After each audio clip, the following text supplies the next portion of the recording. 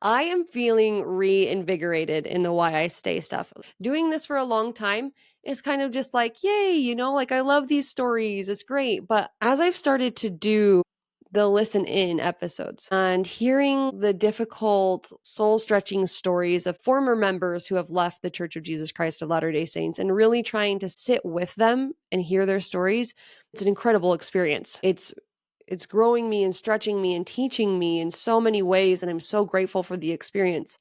And when I come back to a Why I Stay episode, it feels like coming home. It feels like peace. There's a new appreciation for testimonies and for others who believe like I do. That's all to say. I'm really excited to share with you this episode of Jordan's today, how he talks about a miracle in his life, his little son who needs 1,000,000 surgeries. It's not 1,000,000, but a lot of surgeries, and how a series of promptings took him exactly to the place that he needed to be to get his son the help that he needed. So stick around for that, and then stick around to the end to hear why he stays.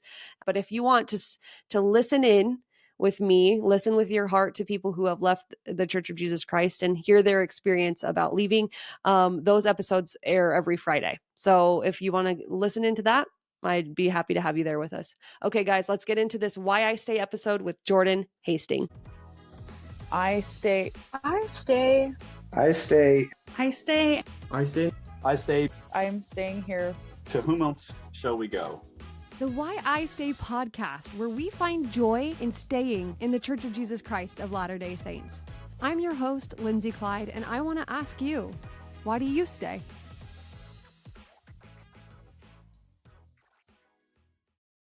Today we have with us Jordan Hasting, not Hastings. Correct. Hasting. Jordan is a current member of the Church of Jesus Christ of Latter-day Saints, and we're going to hear from him about why he chooses to stay. Before we get into that, I love to just rapidly fire questions at Jordan. So are you ready to answer these personal questions? Yes, go right ahead. Here we go. Jordan, how old are you? 32. Do you have any nicknames? My nickname was Sprinkles oftentimes because I like sprinkled donuts. Nice. What Yes. state do you live in? Utah. What's your favorite food? Anything that involves a meat. What is your current hobby? Going to the gym early in the morning, about 5 a.m. or so. Woof. Well, what is your Yes. favorite calling you've ever held? Definitely with the youth. They are definitely my heart and my joy. I love the youth. So What is a controversial opinion that you hold? Like everybody loves Crocs, but you hate them. we actually do not own a TV, and I haven't owned one for about 7 years. So Amazing. most people own a TV. They always ask me, hey, what do you do if you don't own a TV? And it's like, well, I just don't own a TV. So it makes my life a lot easier. I really want to do that, but my husband is not on board. So I'll have to talk to you about that later to help me Give it a try. convince him. Yeah. What is your biggest dream? To live in an RV and travel with my family. What is something about you that is the same now as it was when you were in high school? I would say definitely my passion for vehicles, for cars. I love everything about them. Back in high school, I also was in automotive club and absolutely love vehicles. This is your bonus question that I just make Yes. up on the spot. If Do you it. could drive any car to work, it wasn't yours, you just got to Yes. drive it to and from work, what car would it be?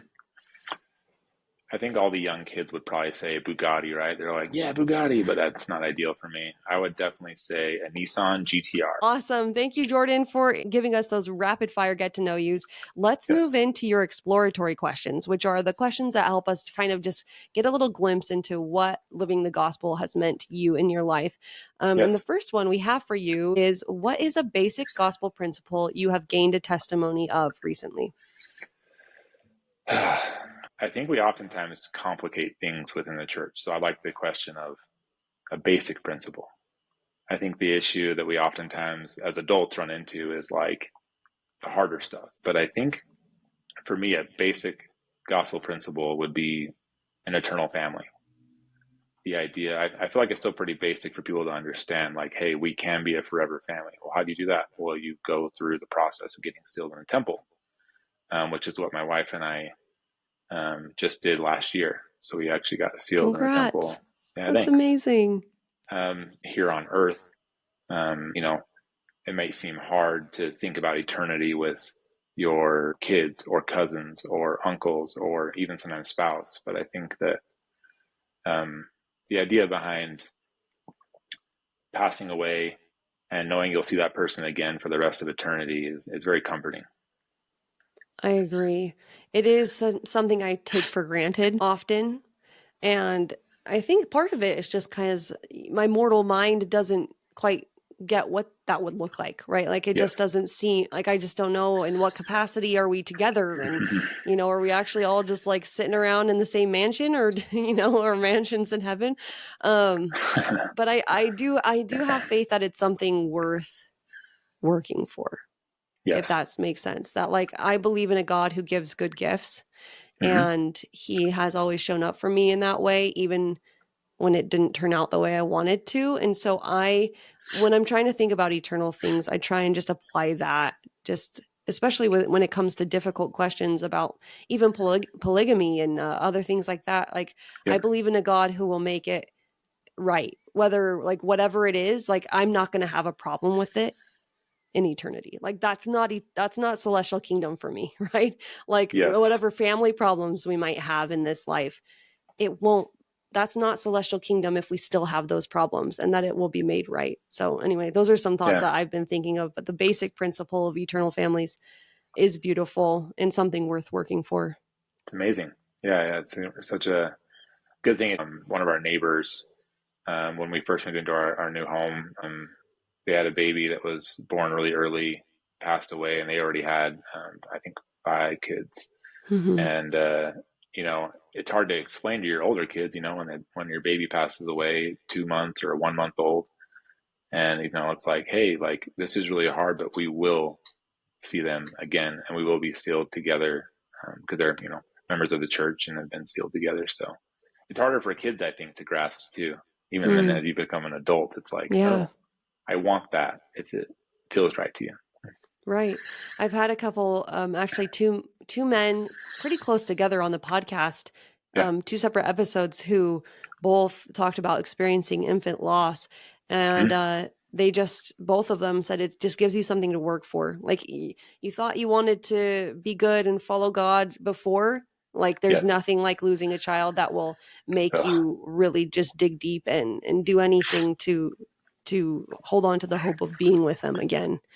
Yeah. So yeah, it's something that like in the easy day to day, kind of in the mundane, I tend to forget about. But it's remembrances like these that it's like, okay, no, this is what's important. This is why we're doing what we're doing. Yes. I Yeah, totally agree. beautiful. All right, let's move you into your second question, which is, Yes. tell us about a miracle you've seen in your life and how was the Lord's hand apparent? So we've had a lot of miracles. So I have 4 kids with my ex-wife. And then my wife and I got remarried 5 years ago. And it's been kind of a roller coaster. She didn't have any kids or anything. Mm, And then we wanted more of our own. And when we had our baby, our first one, his name is Remington, we were told the entire pregnancy that it's a girl. And so literally the entire time, every ultrasound we went to, which we went to multiple because she was, we did IVF to get him. And so you do a lot more ultrasounds usually. yeah, yeah. Entire time we were told girl, and yeah, it came out a boy, and we're like, oh my goodness, like that was already kind Surprise. of a roller coaster. When he was born, he had a condition. It's hard to kind of explain, but he had to have multiple surgeries from month number 6 on. He's Oh, had 5 total. He's now 3 years old, or he'll be 3 in July of this year, and he's doing great. So he's totally fine. Really happy. Loves basketball. Loves cards like his dad. And so during some of the procedures, they're really rough. 3-4 hours long sometimes. I can't imagine. Oh, it's crazy. And after one of his procedures, about a week later, he had gotten an infection that we weren't really aware of. Oh, And he was just like screaming in pain all day, all day. And we're like, something is so off here. mm-hmm. Something seems wrong. And so we were in Utah County, and there's now a new hospital for children called Primary Children's Hospital in Utah County, which is only about probably 25 minutes away from our house. Yeah. And that's where we've been doing all the stuff at. It's all actually been in the one in Salt Lake because they have specialized people and equipment there for him. And we got in the car because we were like, hey, we got to go to the emergency room. Our son's screaming in pain, like something's wrong, obviously. And so as we were driving, all I could think about as I was driving, and he was literally just in the back seat, just screaming. Every like 2 minutes, I think it was like every 2 minutes he was just screaming, and then he would kind of calm and then scream again. As I was driving there, I just got this prompting like, drive to Salt Lake, drive to Salt Lake. And there was no reason for it. There was really like, they're literally the same hospitals, same trained people for kids 18 and younger, or 17 and younger. Yeah. And as we passed by that hospital, my wife noticed that we were passing it because it's right there off the highway. You can see it. Yeah. And she's like, "What are you doing?" And I'm like, "We're going to Salt Lake."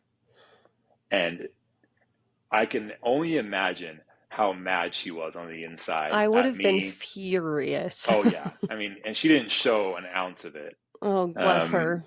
This is probably, I think it was like 10:30 at night. Oh my it's March, goodness. it's still snowing, and yeah, it was crazy. I was just going, and I'm like, we need to go to Salt Lake. And then she finally just like had faith. Okay, like we're going to go to Salt Lake. Yeah. And we got there and pulled in. I mean, my wife, I'm sure, is still upset at me. And we got checked in. Waiting room wasn't busy, which is really uncommon for that hospital. And got back there, got with the nurse. And we're like, yeah, he has this condition. And he goes, oh, I had that. And we're like, what? Like, because it's actually more common than people think. But it's only in boys. And they were like, wow, okay. Like, he actually knows. We don't have to explain the whole scenario. Nice. And all the records were there and everything.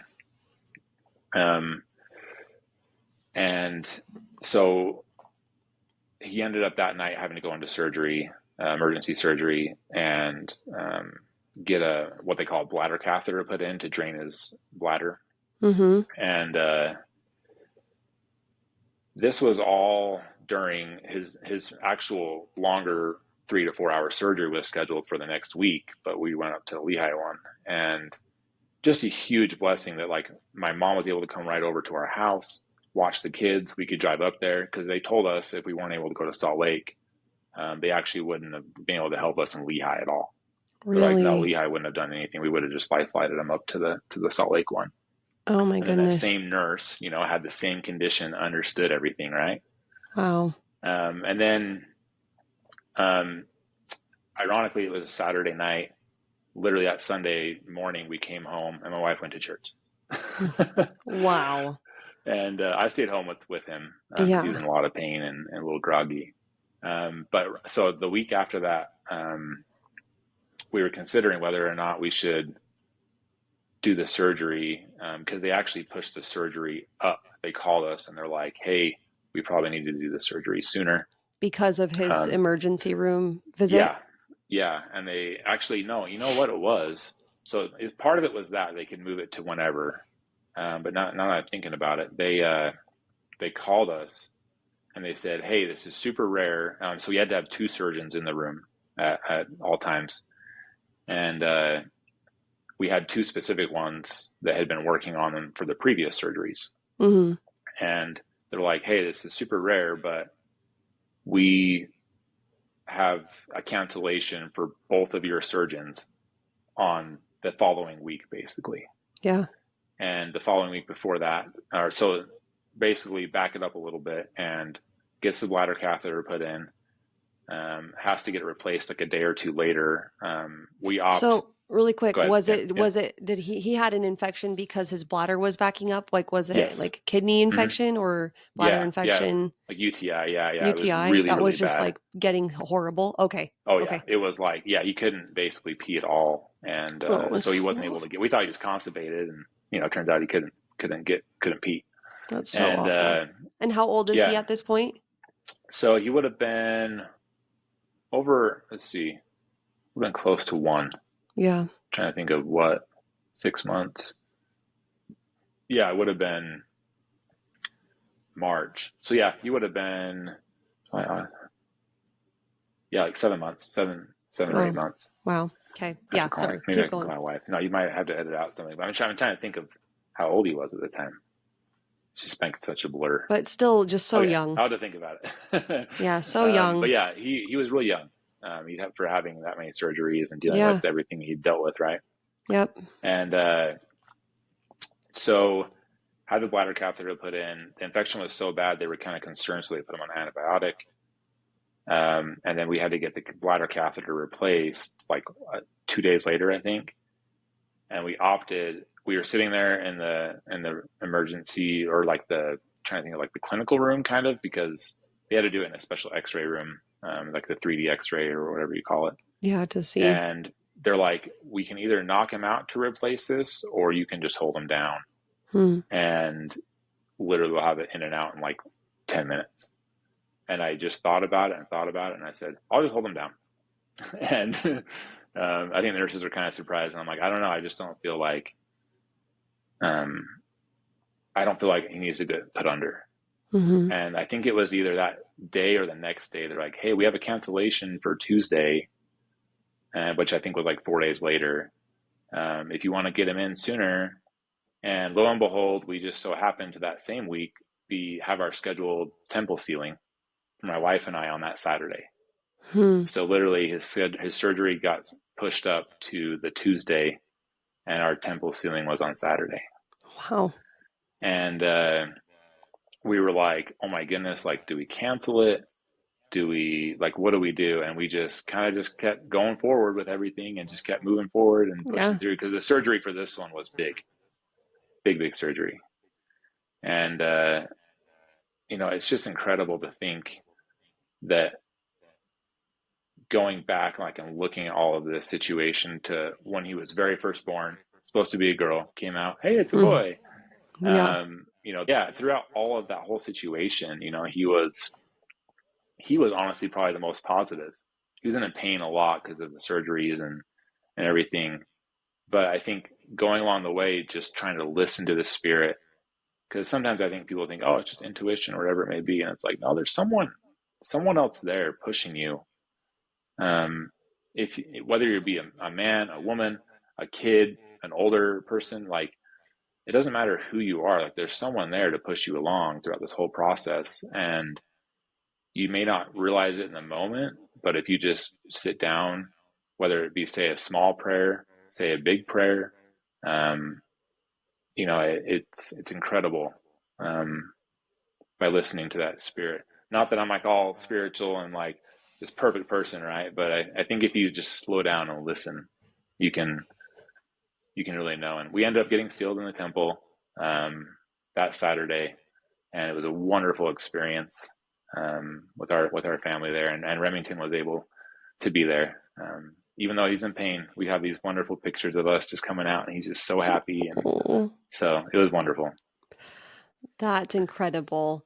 I just think you're right, like, about this. A lot of times people think like, well, is it God or is it me? And I'm just like, why don't we just attribute it all to God?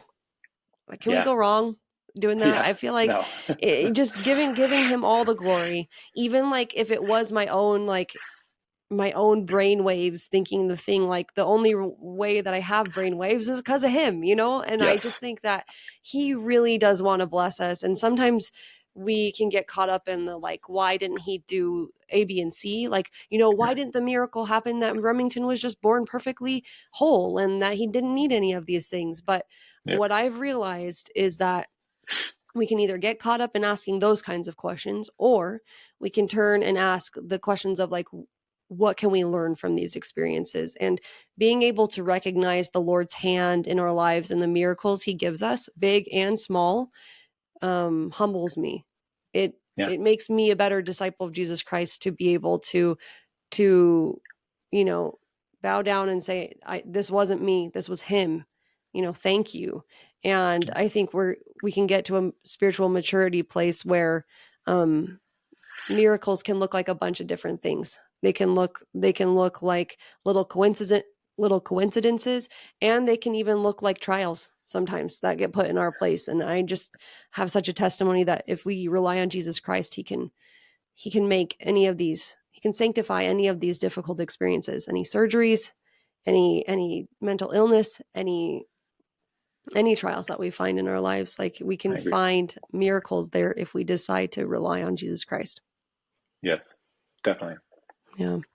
Thank you for sharing that with us. And I'm so glad that it's turned out so well. And I still am so excited that you guys were able to be sealed. It's so fun. It's so amazing. It's incredible. Yeah, I don't know if the adversary had anything to do with any of the situations, but I definitely felt throughout all of it, I definitely felt for some reason really positive about everything. Like everything's going to be okay. And I felt really positive, but I felt God's love throughout all of it. And I do feel like there was someone there that was pushing me further to just stay positive and have faith that everything's going to be okay. Yeah, and that's another miracle as well. All right, let's do question number 3 for you. Yes. Which you pointed out the capital so I'm going to read it like the capital S-O that it is. Yes. Okay. What makes you so excited about the gospel of Jesus Christ?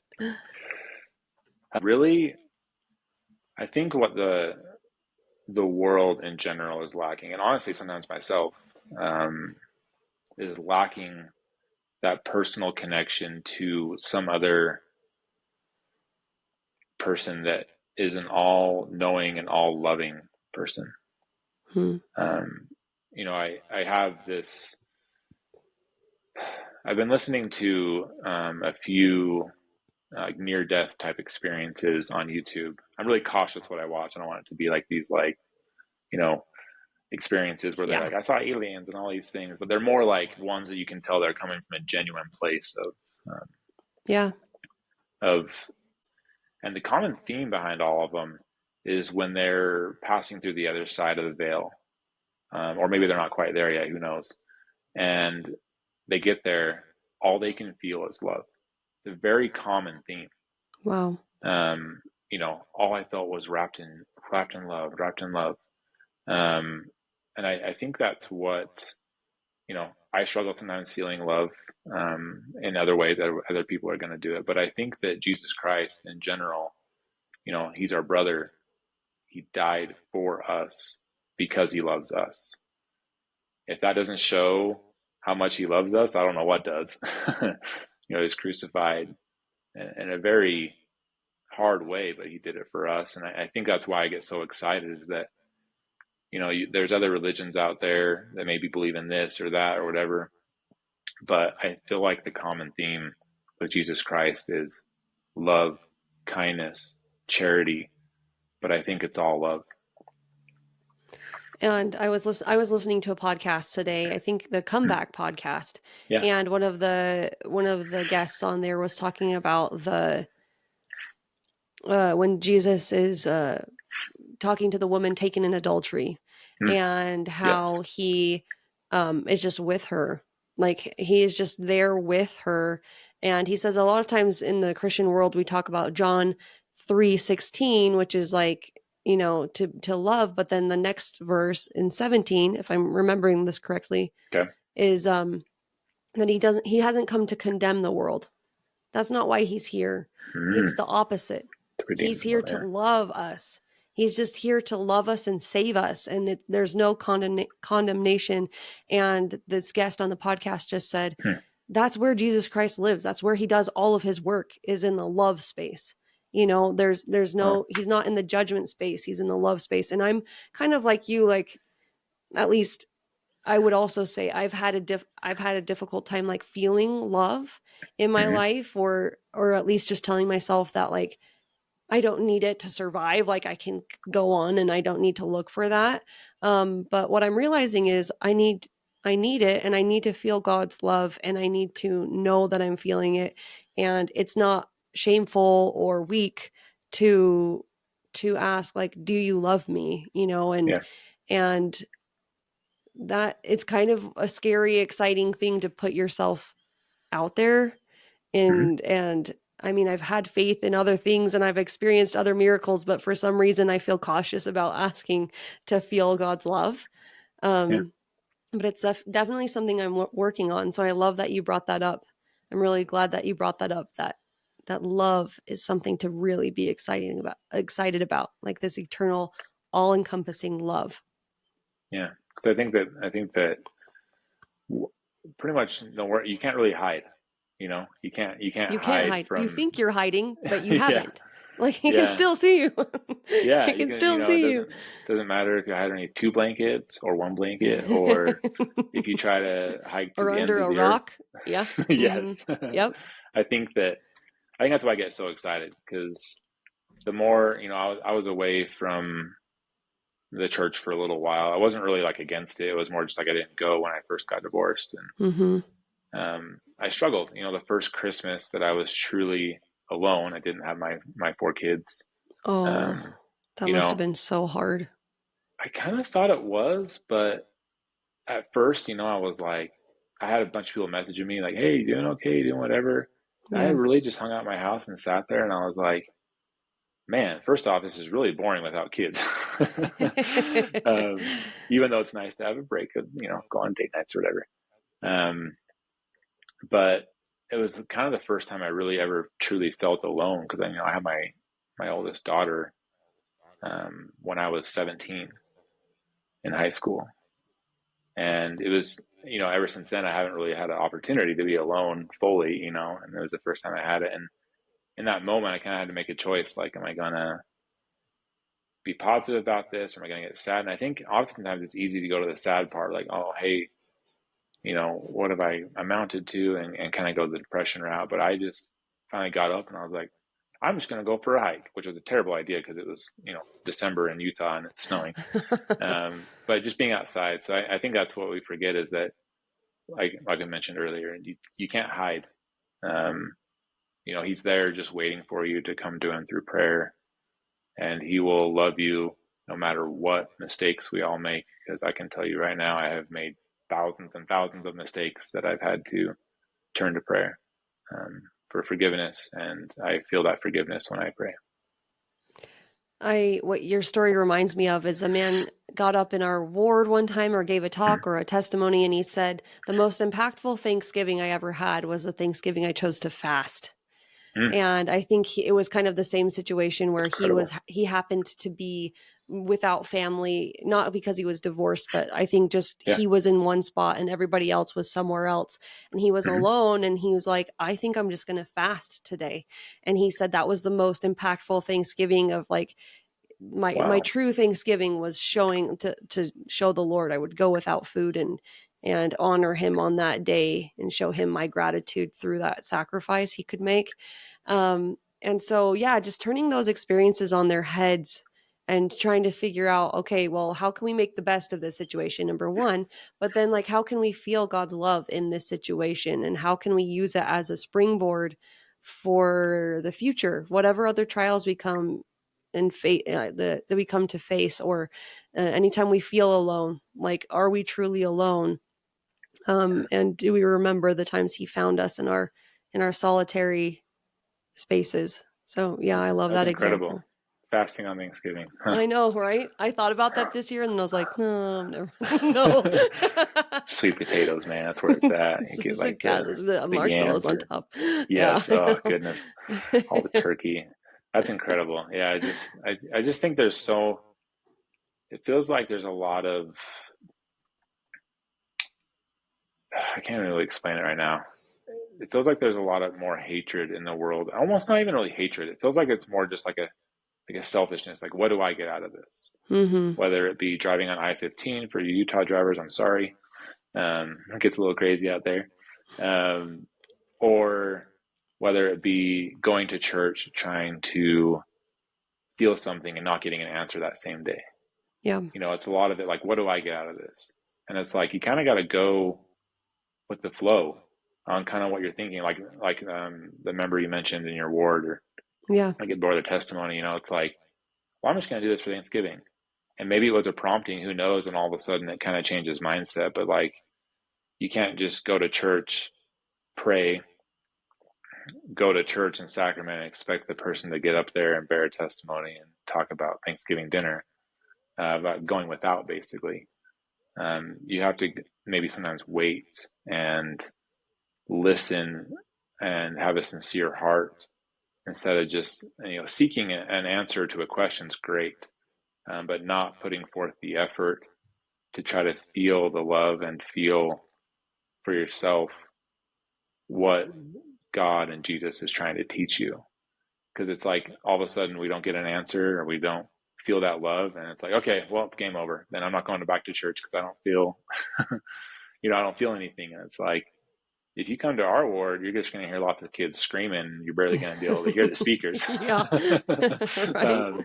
So I think that's the biggest thing is like, you gotta search for that love of Jesus Christ, but you also have to be willing to share what to other people that may not be feeling that love. Like, hey, come to church, come do these things and feel the love that I feel, or that you may need, or that I need, because I can tell you right now, every week I need it. So that's a beautiful testimony. And yeah, a great reminder that we need to come to feel love. And I don't think that we're like gathered in wards for a reason. Like we're yes, together for a reason. And it's always an opportunity to share love and feel love. And if we're lacking in one of or both of those areas, then go, your church next Sunday, there are people waiting for you to come and help feel love. And I don't know a better way to feel God's love.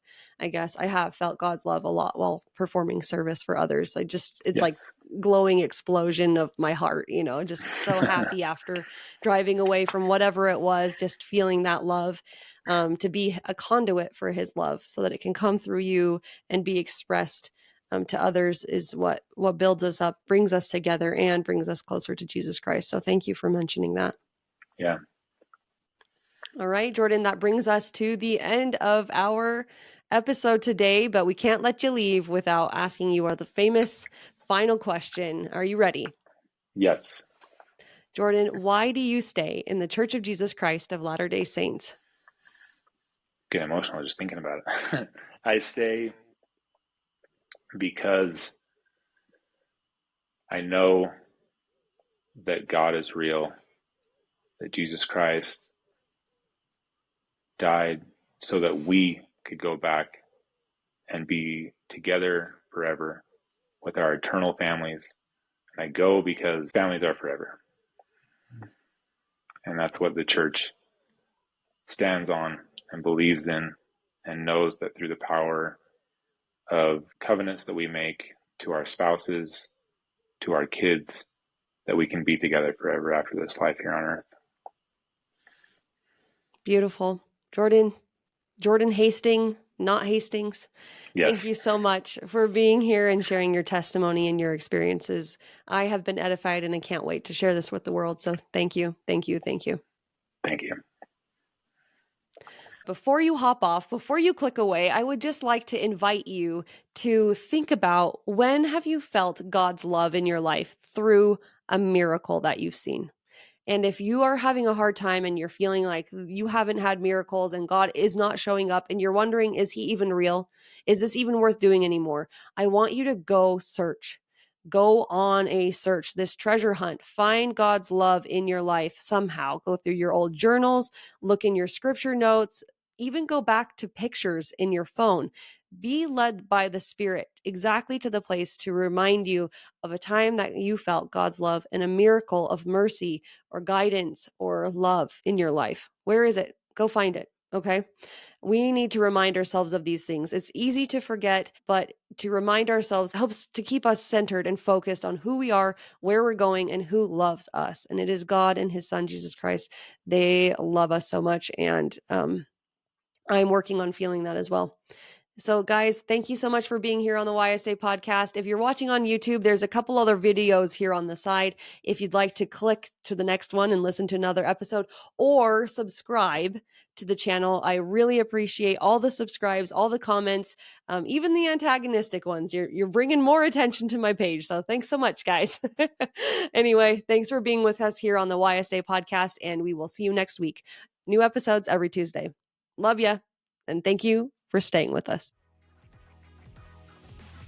The Why I Stay podcast is a faith-based podcast exploring the lives and experiences of members of the Church of Jesus Christ of Latter-day Saints. This podcast is not produced or endorsed by the Church of Jesus Christ of Latter-day Saints, but we do love that church. All rights reserved. And a great big shout out to Fast Sounds from Pixabay for the amazing and jammin' intro-outro music. Thanks, guys.